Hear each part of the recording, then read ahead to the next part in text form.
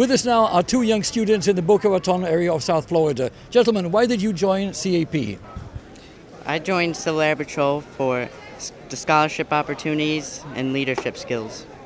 Thank you, Robinson. Mr. Menino, why did you join CAP? I joined Civil Air Patrol pretty much the same reasons as him, and I plan on joining the military. Most of my family is in the military, so I plan on pretty much following the same path as they did. Thank you both very much. I would like to wish you a lot of success in your steps ahead. Thank you, sir. Thank you, sir. Given the demands of serving in the Air Force, every trainee is expected to give 100% at all times. Quitting is not an option. This acclimation to military life includes following orders without hesitation or questioning their superiors. Teamwork is critical. Trainees must live and work as a team in order to graduate from basic military training. For instance, cooperative effort, self-discipline, and instantaneous response are needed while performing drill movements and ceremonies as a team. Trainees also learn how to render proper military customs and courtesies, and with time, develop confidence and pride in their abilities. Great emphasis is placed on physical training, or PT. All recruits must meet the minimum standards for push-ups and sit-ups and successfully complete a 1.5-mile run before graduating from basic military training. The challenging program is conducted 6 days a week and prepares trainees for the rigors of being deployed across the globe in defense of America. Trainees learn to fire the M16 weapon, learn about basic field tactics and security, how to low crawl, how to build defensive fighting positions, and how to erect temper tents. Trainees gain critically important skills in how to perform self-aid and buddy care, as well as how to wear nuclear, biological, and chemical warfare suits, and how to protect themselves against terrorist attacks. Trainees also test their ability by running the obstacle course, where they discover that with the right teamwork and attitude, any challenge can be met. Hey, let's go, get up there. Hang that leg straight. With us now is Lieutenant Colonel Barroso. It's a real pleasure and a privilege to have you on the show. Thank you, sir. Thank you. A question I'd like to ask you is how you see the challenges facing the youth of this great country at this time in history. Well, right now there's a lot of different things that the youth can do. Unfortunately, most of it seems to be indoors. The country, the youth today is overweight, obese, and some of the things they can do is get out and be more physically fit. Civil Air Patrol offers a lot of great activities, both through the actual cadet programs to advance to the programs. They have to pass a rigorous course of physical fitness standards that increase as they progress through their program. They also offer outdoor activities, FTXs, search and rescue, so many different things. A little earlier, we had the United States Air Force recruitment event along with the Civil Air Patrol at the West Boca Raton High School, and there were all of these brochures being handed out to many interested students. What are your thoughts on the initiative of reaching out to the young people of this country at this time in history with regards to possible future careers in the military and, of course, meanwhile, with the Civil Air Patrol? Well, Civil Air Patrol does serve a function for the Air Force, but the Air Force does not necessarily get all of their recruits from Civil Air Patrol. In fact, the majority of cadets that join Civil Air Patrol don't join the military, and those that do, it's divided into all the services of the military. So a small fraction of cadets that join Civil Air Patrol will actually go into the United States Air Force. But it is a good recruiting tool because it is part of the Air Force, so you get to wear the uniform, you get to learn the customs and courtesies of that organization and see what it has to offer, since we do focus mainly on the Air Force aspects of career development, opportunities, and also no matter what branch you join, you do get the GI Bill, which covers, pretty much college, and now they also cover some graduate school. You've personally been described as an inspiration, an outstanding Civil Air Patrol success story ever since you joined up as a child, like a poster child for Civil Air Patrol, one could say, moving up in the ranks with the highest honors and so forth. Could you share some of your thoughts on this experience and what it means to you from day one?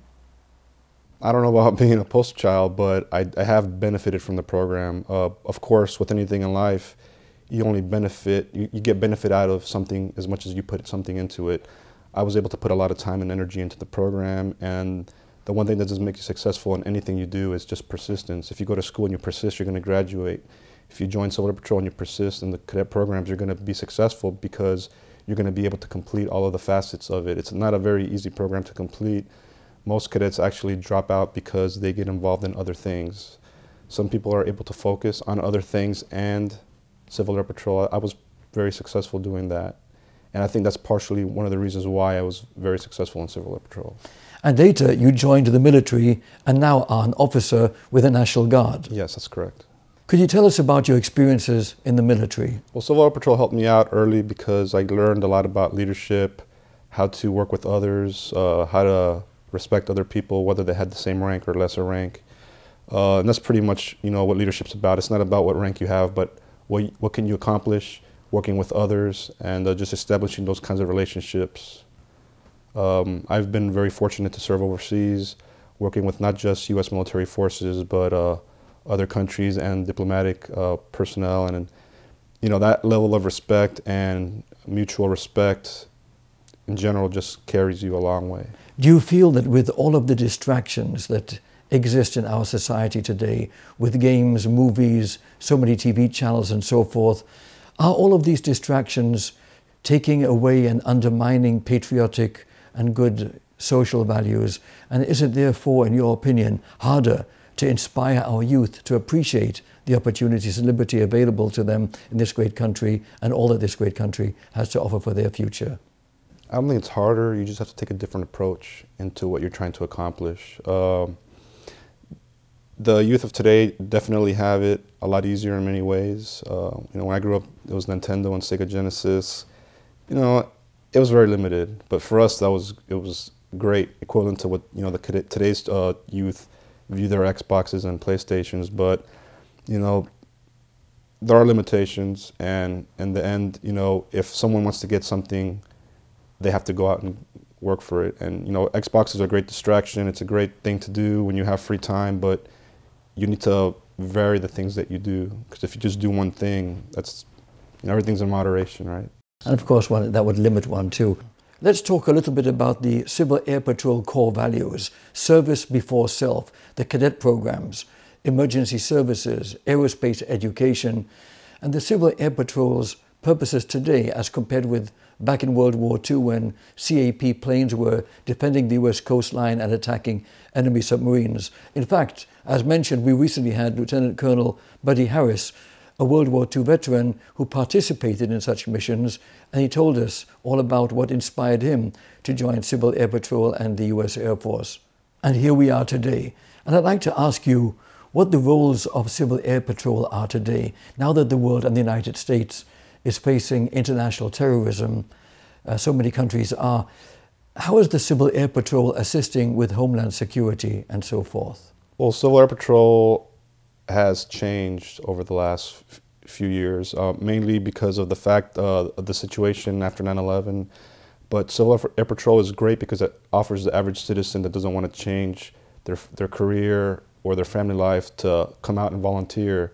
There are definitely a lot of activities that we support the Air Force in. The primary one is search and rescue. And then we do also support other military aspects, not so much directly, but in different ways. And this provides a big service to the armed services. For example, to do search and rescue is a lot more expensive if you were to put active duty Air Force personnel with military aircraft. You get a volunteer to fly a Cessna. The Air Force pretty much just has to pay for the fuel, and it's the same effect. And you also get the community involved. Thinking again about the high school students we saw showing such interest at the United States Air Force and Civil Air Patrol desks, what specifically will CAP provide to students who do sign up? Civil Air Patrol offers a lot both at the local level and outside of the community. Locally, cadet joins Civil Air Patrol, they learn how to wear a uniform, carry themselves in a proper manner, and they learn customs and courtesies. As they progress through the program, they obtain rank, and then they obtain more responsibilities, to include looking after younger cadets. And when I say younger, I don't mean in age-wise, but experience-wise. They get to serve their community, they get to learn new skills. They also are educated in aerospace education. They get to do some flying. We recently started a glider program here in South Florida, which a lot of cadets are very excited about. And at the state and national level, there's a lot of schools to include Civic Leadership Academy, National Flight Academy, even an international air cadet exchange program, which I was able to participate in overseas. You get to meet other cadet counterparts from several different nations, and it's a great opportunity. I'd like to ask you a little about the other adventures and exciting activities that Civil Air Patrol offers the thousands of members nationwide, young and old, such as encampment and so forth. Tell us about those activities. Encampment is where a cadet is supposed to go in order to be able to progress through the cadet programs. It's kind of like a mini basic training. It's about a week to 10 days long, and the cadets pretty much live in that facility wherever it's held that year for the whole week. And the cadets that are staff members hold their staff positions throughout the whole week. So it's kind of like a CAP squadron meeting, but extended to last for that time frame. They have to learn to be more self-sufficient, self-reliant. The chain of command is used the whole time. There's no calling mom or dad to ask for help, or they have to follow the timelines, go to sleep when they're supposed to, wake up when they're supposed to, follow physical fitness standards, and they offer a wide range of instruction: emergency services, aerospace education, cadet programs, moral leadership, and other courses. And these take place where? At U.S. Air Force bases, I understand. Not necessarily. They're held in various places. If we're lucky enough to get a military installation, that's great. Here in Florida, we currently use Tyndall Air Force Base and Camp Blanding military training site. I think many parents are concerned with the following. They see how comfortable and frankly spoiled so many children are today, perhaps more than ever. And I think many of them really like the discipline and sense of responsibility imbued in their children as they experience weekly meetings at Civil Air Patrol, where they see an experience like a mini boot camp, and character development and discipline is part of what is imparted to them. What are your thoughts on this? It can be. A lot of cadets tend to have their world separated. You know, you go to CAP, you're at CAP, you come back home, it's back to normal. In order for it to be something that's spread across their life, I believe the parents need to get more involved, you know, reinforce the positive achievements, and, you know, help them out when they have issues, whether they can't pass a test, they're having issues with another cadet, or they're failing the physical fitness. Because you can't come to Civil Air Patrol and practice for Civil Air Patrol in Civil Air Patrol. Just like anything else in life, you take a test, you write a paper, you write it before you go to school. You study before you go to school. You wash your clothes before you go out. You don't do your laundry where you're going. So you have to prepare. It helps you prepare for everything you do in your life. Sir, before we conclude, please give our audience a message that you'd like to convey and why you'd recommend that more youth join Civil Air Patrol and perhaps later the military. Civil Air Patrol gives a good foundation for anything you want to do in life. You don't have to go into the military, although I think it's a good option. The best benefit is obviously getting your college paid for, but Civil Air Patrol does help you do more. It prepares you for college, it prepares you to be more self-sufficient, it prepares you to be a person that's able to look forward and plan what you want to do with your life and help you get to that goal. Sir, this has been most interesting, and I'd like to thank you for being such an excellent role model in inspiring our youth and being with us today. Thank you. Thank you. I'll be right back.